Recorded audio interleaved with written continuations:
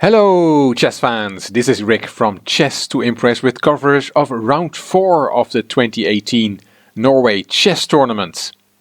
These were the pairings of round 4 and the results. Well, not a result in the game Ding versus Caruana. Why not? Poor Ding Liren went for a cycle on the rest day, fell off his bike and broke his hip. There was a cooking competition on the rest day, and after his bike incident, Ding went to that cooking competition. He was in pain, he was limping, but he still went through with it. Afterwards he went to the hospital and it turned out he broke his hip. And instead of playing against Caruana, he was on the operation table getting an operation on his hip. And it's not clear if he will be able to continue the tournament. We'll find out in round 5. Aronian won his first game. He beat Vachier-Lagrave, and Nakamura played a draw against Carlsen, and Anand and So also drew their game. That leaves the game between Sergei Karjakin and Maxime Vachier-Lagrave. Let's have a look at that game. Here we see both players in action. I took this picture from the gallery on the tournament website. Karjakin was white and it's the 1st of June 2018. Karjakin opened with d4. Knight f6, c4, g6, knight c3, and we have a Grunfeld Indian. Karjakin was prepared for that. It's one of the favorite choices of Maxime Vachier-Lagrave, the French grandmaster. C takes d5 is the main line, knight takes, e4 kicking the knight, knight takes on c3, b takes, bishop g7, all played thousands, hundreds and thousands of times, bishop c4, c5, knight e2, knight c6, and bishop e3. Threatening to take on c5, winning a pawn there. One of the variations is that black can take on d4 to make sure he doesn't lose a pawn, but Vachier-Lagrave is not worried about losing a pawn. Grunfeld players are brave people. He castled. Karjakin castled as well. And now there are many different options. A famous one is bishop g4. And then f3 is a move, attacking the bishop, but black counter-attacks white's bishop on c4. And white can then win a pawn by playing the intermediate move bishop takes f7 check. Rook takes, and then taking the bishop. And it was a variation that was played a number of times in the famous Karpov-Kasparov match in Sevilla in 1987. But Vachier-Lagrave went for another line. He played b6. D takes c5 from Karjakin. This is move 11, and in the press conference after the game, both players confirmed that they knew this opening till about move 24. So let's keep going. Queen c7, knight d4, all this was prepared with help of the engine. Knight e5, attacking the bishop on c4. Knight b5, counter-attacking black's queen.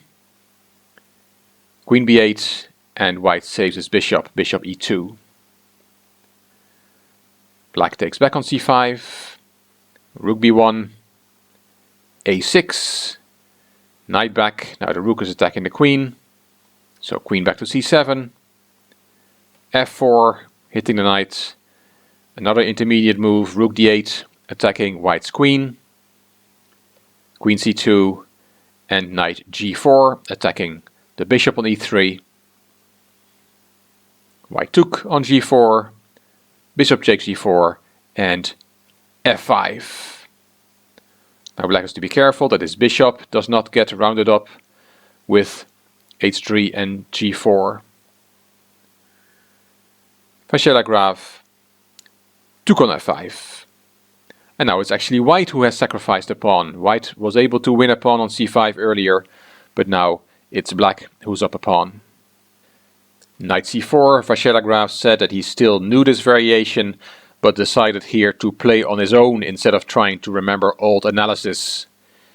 He played e6. Karjakin said here that he had prepared all this And Vachier-Lagrave, as said, was going to play on his own, so he was not only playing against Sergei Karjakin, he was playing against the engine that Sergei Karjakin used, and he was playing against the whole of Sergei Karjakin's team, who had helped him prepare this variation. That's not easy. Karjakin said that the engine thinks this position is about equal, but that it's easier to play for white than for black, according to him. He played h3, kicking the bishop. Bishop went back to h5, and Karjakin took on f5. Pawn took back, and bishop g5. Karjakin said this is a very important moment. White is threatening the rook on e8, and Karjakin said that black has many different options. He named some. f4 is an option, f6 is an option, saving the rook with rook e8 or rook f8. Those are all viable options. And Vachier-Lagrave decides to give an exchange. He played f4 here. The right move, according to Karjakin, would have been rook f8, which Vachier-Lagrave said he may have seen before, but he said, I got attracted by playing f4. I give an exchange, but have the bishop pair, and felt my pieces are well coordinated. But I lack one tempo to make it foolproof, as Vachier-Lagrave said. Queen f2 from Karjakin. He said he didn't remember if he had to play this first or first take on e8, so he was struggling to remember his preparation. But then he said it's probably just a transposition of moves. And Vachier-Lagrave played f3. He's not going to save that rook. And it was Hikaru Nakamura who already had finished his game with Magnus Carlsen and was asked about his position and said that he liked the way Vachier-Lagrave played this. He said it's very dynamic. Maybe it's not so good, but it's better than a few moves earlier where it's easy to go wrong, as there were so many options. Nakamura said in this position there are less options for black.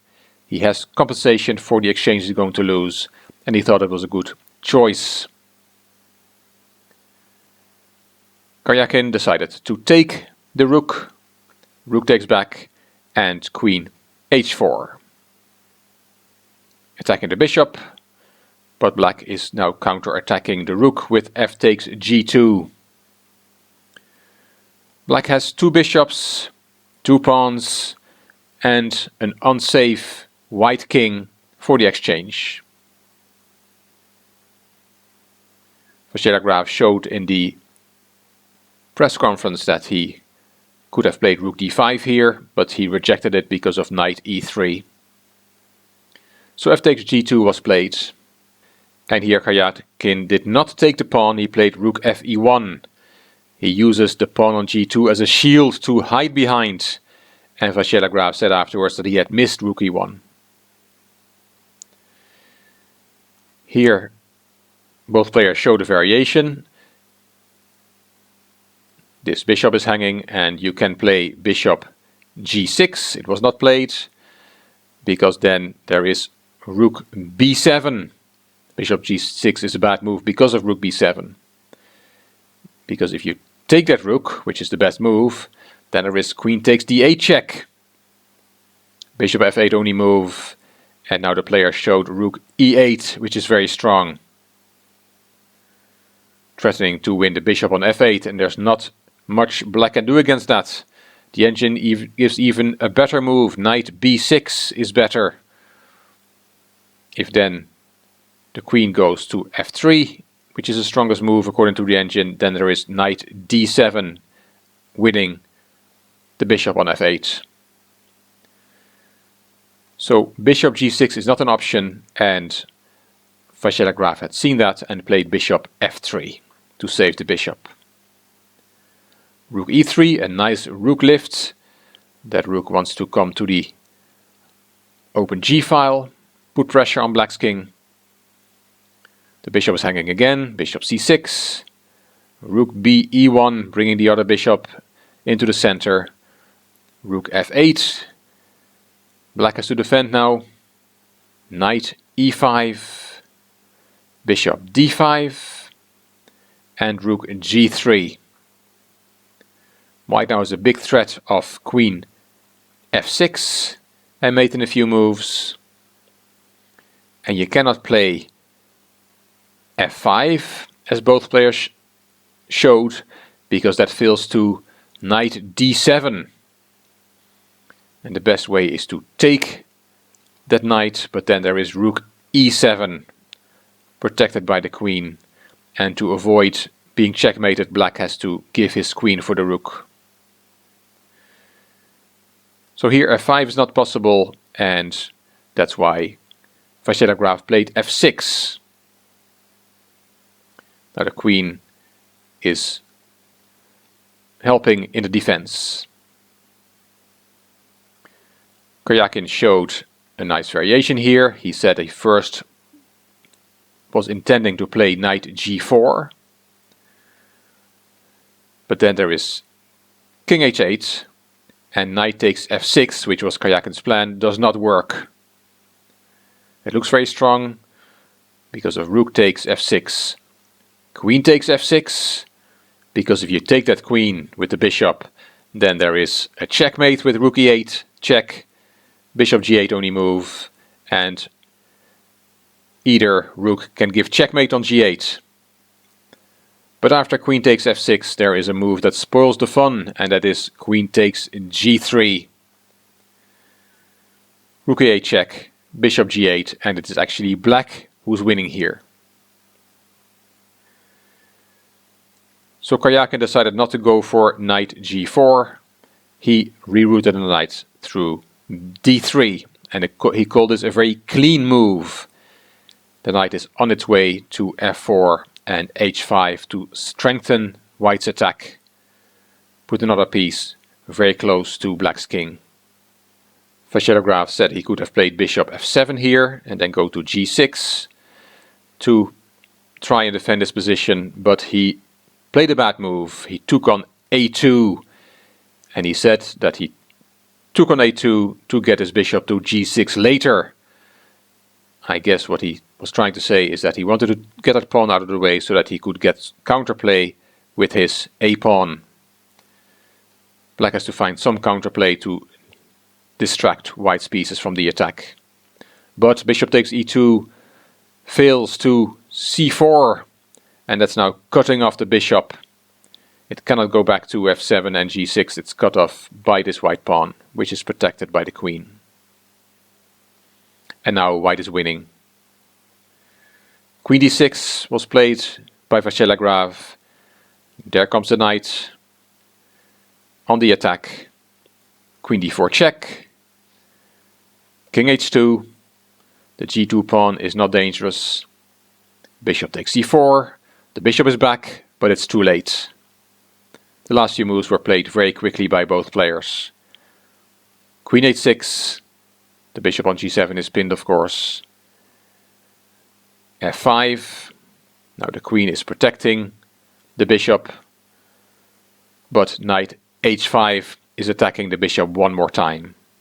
Here, Vachier-Lagrave resigned. The bishop on g7 is attacked 3 times and only defended twice. And the only way you can defend it again is with rook f7. But then this rook will deal the decisive blow. Rook e8 check. The rook has to go back. And then there is a checkmate. Rook takes, queen takes, and checkmate. Very complex game, very difficult game. And a great win by Sergei Karjakin, his first win in the tournament. He was better prepared than his opponent. Vachier-Lagrave decided to give an exchange to get some counterplay with his bishop pair, but then he was not able to hold the position, and Karjakin played it very well to reel in the point. So these are the complete results for round 4. Well, not complete, because Ding and Caruana will hopefully play their game on the rest day on Thursday. 2 wins and 2 draws in the other 4 games. That leads to the standings. Complex standings, because not everybody has played the same number of games. Magnus Carlsen is still in the lead with +2. Karjakin is now in 2nd place on his own with +1. And we still have a large number of players on 50%. Fabiano Caruana is at the bottom with 2 draws, 1 loss and 1 game not played. Round 5 will be played on Saturday the 2nd of June, and these are the pairings. So versus Ding, will he play? I think it's unlikely. How can you play the day after hip surgery? But you never know. Carlsen Anand, that's a very mouth-watering clash. Mamedyarov Nakamura, Vachier-Lagrave Aronian, and Caruana versus Karjakin. Also a very nice pairing. I will be here after the round to tell you what happened. Hope you enjoyed this video. If you did, please give it a thumbs up and please subscribe to the Chess to Impress channel. Please leave a comment, I will read them all and I will reply to them all. You also may want to check out my Chess to Progress channel. The link is in the description box. This is Rick for Chess to Impress. Thank you for watching.